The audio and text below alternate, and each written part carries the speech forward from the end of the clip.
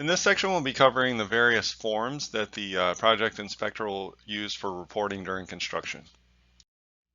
I'd like to start out by referring you to DSA procedure 13-01.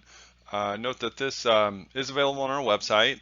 This procedure gets updated from time to time, so you'll always want to make sure that you're looking at the most recent or current version. It provides a prescribed method for complying with the Title 24 regulations as it relates to communication and documenting all the status of construction for inspection and material testing.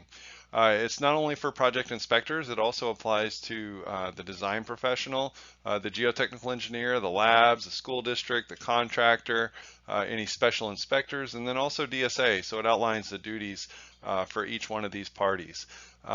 It also discusses the project inspection card, which is the form DSA 152, and a lot of other forms as well. So I highly encourage you to become familiar with procedure 1301 and use it for reference. This slide outlines a lot of the forms that are required due to code requirements. I'd also refer you to the resources tab for various forms. Also, as I mentioned on the last slide, refer to procedure 1301. In particular, section 2 provides a lot of guidance for which forms to use.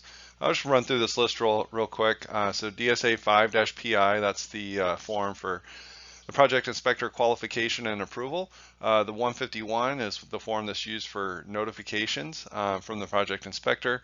152 is the project inspection card.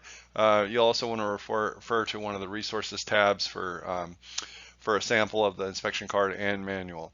The 152 IPI, that's the same as the 152, but it's for in-plant inspection card and verified report. The 154, I've talked about this one a lot during this course, but it's for notice of deviations. It also is used for for documenting the resolution of those deviations as well. The 155 form is the PI semi-monthly report. So again, you'll be filling that out at the beginning of the month and then again on the 16th of every single month during the project phase. And then the 6 PI is the project inspector final verified report. So that's a pretty good summary. And again, you want to refer to procedure 1301 for more information on how to use these forms. Here's a sample form for the DSA 5 PI. Again, this is the project inspector qualification and approval. This gets filled out by both the design professional and the project inspector, and then it would get submitted to DSA, who would review it and make sure that the project inspector is qualified and certified, and also has the time available to work on that particular project workload. This is the form DSA 151 that's used for PI notifications. This would help alert DSA of upcoming milestones on the project that might require the field engineer to come out to the site and view the work before it happens. And this is the form DSA 154 that's used for notice of deviations and then also resolution of those such deviations. This gets filled out by the project inspector, and I just want to point out here as it's highlighted in the red rectangular box here that the deviation should only be reported as it relates to the DSA approved construction documents. So as we talked about in one of the previous sections of this module, deviations are not used to bring up code discrepancies or things that seem to have been missed on the drawings. That would always have to go through the chain of command through the design professional and the DSA field engineer, and then might result in a CCD, but the deviations are really only picking up items that the contractor is doing that aren't part of the approved construction documents. Here's a sample of the form 155. This is the project inspector semi-monthly report that we get submitted to DSA on the 1st and 16th day of every month during the construction phase.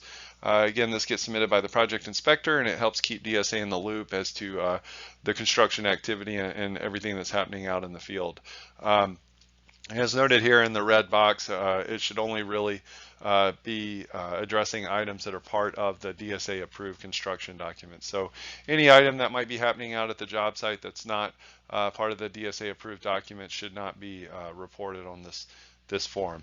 So, but of course, if you notice something that seems like it has structural, fire, life safety, or access scope and is not included on the approved documents, then you would go through the chain of command, as we mentioned before, to make sure that those items are dealt with.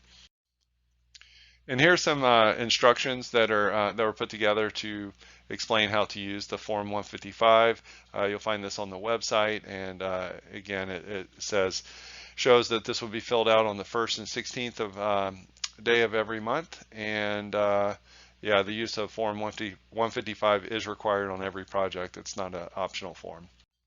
This slide outlines the basis for the semi-monthly report content as it comes from the admin code section 4-337. So the primary purpose is to report the status of work, also to report the status of all the tests and special inspections that are required and conducted on site or for the project. It also is used to list any non-complying conditions. So the deviations, those would be included on Form 154, but you would also provide a list of them in your semi-monthly report to keep track of those, as well as their resolutions. Also record any DSA field trip notes that are issued during that period.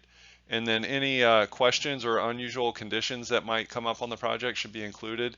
And then also recording instructions that are received from the design professional should be documented on your semi-monthly report. And then lastly, a list of any official visitors that come out to the job site. And here's a sample of the 6-PI, the Project Inspector Verified Report. Obviously this will be filled out by the project inspector, and again, you're only going to probably sound like a broken record here, but it really is only intended to address items that are on the DSA approved construction documents. Some more information on the Form 6-PI. You can see the items underlined here reiterate over and over and over that the everything listed in the final verified report should only be as it relates to the DSA approved construction documents. So any scope that's not structural, fire, life safety, or access and is not included on the approved docs should not be included on this form. Some more highlights from the Form 6-PI, again, only reporting the scope and deviations that are related to the DSA approved docs. And this is the validation or verification. So you would, the project inspector has to attest based on their own personal knowledge. Remember, as we defined that earlier and per the admin code, that all the items are in compliant with the DSA approved documents. And then you have to declare under penalty of perjury that the report, that all the statements in the report are true. And you have to sign and date it and include your certification number. Okay, here's the Form 152. This is the project inspection card. Note that it's similar to that's used by virtually every building department in California. This has been around for probably about 10 years now. It provides a simpler, high-level view of construction inspection. Note that it's only a one-page document, front and back, and you can find a sample version of the form on the website. But then once the project is initiated, you'll receive the official project inspection card for your project. So here's the front of the project inspection card form on the left. You can see it's broken into different sections to break the work up into more manageable chunks. I'm not going to go into a whole lot of detail on the inspection card form and manual because it is provided in the resource materials for the course. And also on the right side, this is just a view of what the back of the form looks like.